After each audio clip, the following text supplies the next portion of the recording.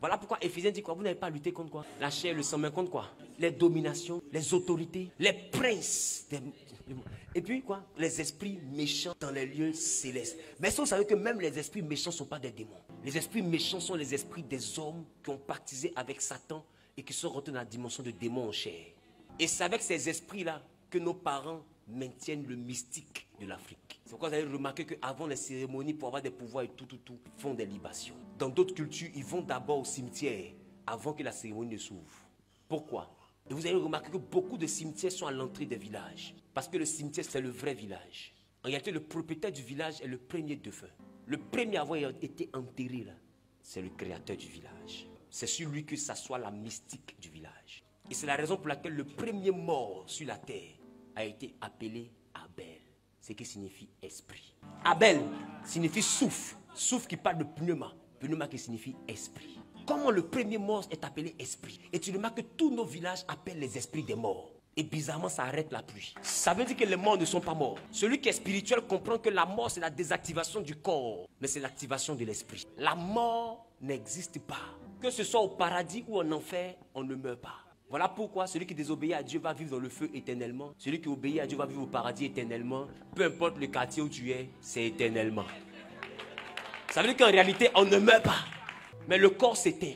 Mais la chose que je t'envoie à comprendre, c'est que ces gens-là ont la capacité de dominer parce qu'ils comprennent qu'à un moment donné, le corps peut s'éteindre et l'esprit peut bouger. Mais le chrétien n'accepte pas ça.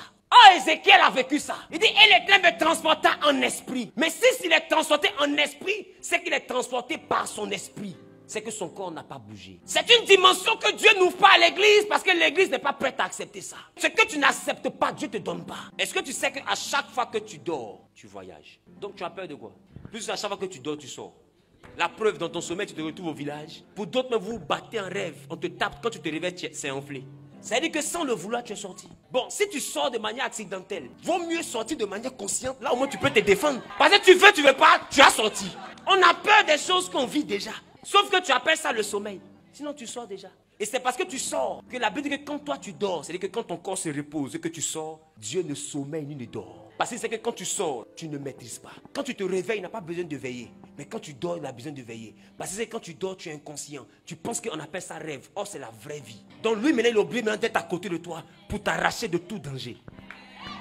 Parce que c'est dans le sommeil que la vraie vie se passe. Voilà pourquoi il ne sommeille ni ne dort, celui qui veille sur toi. Parce que les parties les plus dangereuses de ton histoire, c'est dans ton sommeil. Les maris de nuit viennent où?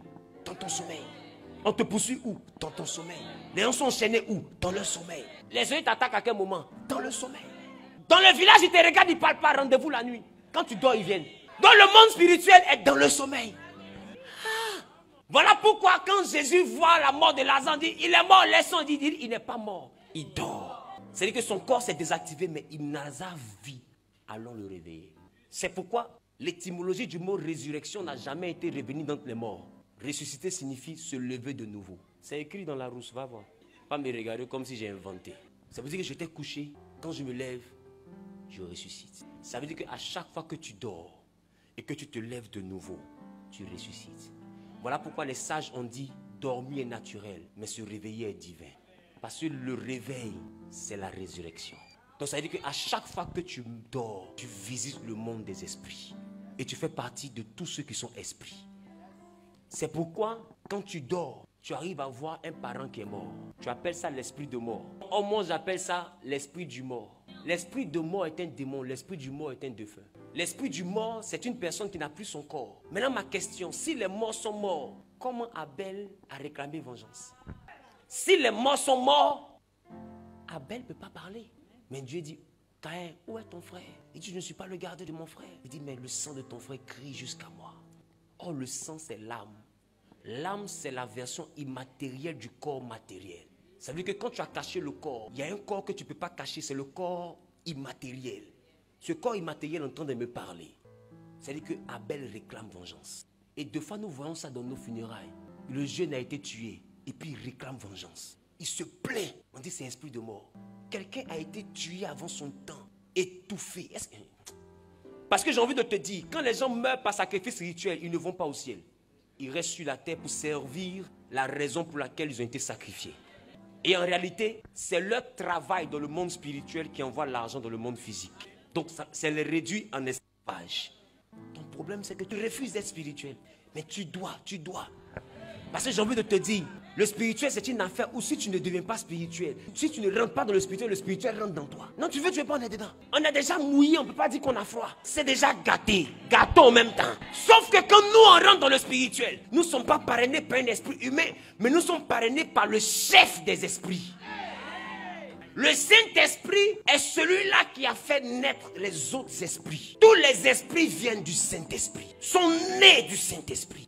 Il est le plus vieux du monde des esprits. Or, au commencement, je vous ai dit que la création obéit au plus vieux. Voilà pourquoi quand Jésus, le Saint-Esprit, c'est afin que tout esprit puisse fléchir ses genoux. Parce que quand il nous voit, à cause du Saint-Esprit, nous devenons plus vieux que tous les esprits. Donc, à cause du Saint-Esprit, l'esprit de ta famille, de ton village, est obligé de fléchir les genoux. Parce que dans ta vie, il y a le plus vieux de tous les esprits. Et ça là, il faut que tu mettes ça dans ta tête d'un endroit où on n'oublie pas. Tu ne peux pas vivre une vie spirituelle en restant charnel. Non, tu ne peux pas nager en étant sec. Toi tu fais ça comment? Tu nages sans te mouiller. Comment tu peux vivre une vie d'esprit sans être esprit? L'homme n'a jamais été un corps. L'homme a été créé. L'homme n'a pas été formé d'abord. L'homme a été créé. Dieu a pris la boue pour former. Et puis Dieu a mis l'homme créé dans l'homme formé. Donc l'homme a d'abord été un esprit avant d'avoir un corps. Donc l'homme est un esprit possédant un corps. Et quand le corps et l'esprit se croisent, l'âme vient au monde. Voilà pourquoi quand le corps et l'esprit se séparent, l'âme meurt. C'est l'âme qui meurt, ce n'est pas le corps qui meurt. Voilà pourquoi la Bible dit l'âme qui pêche, c'est elle qui mourra. Le corps ne meurt pas, le corps retourne à la poussière. Parce que le corps est poussière. Le corps ne meurt pas. C'est l'âme qui est dans le corps qui meurt. Est-ce que je parle? Je ne sais pas si tu comprends ce que je dis.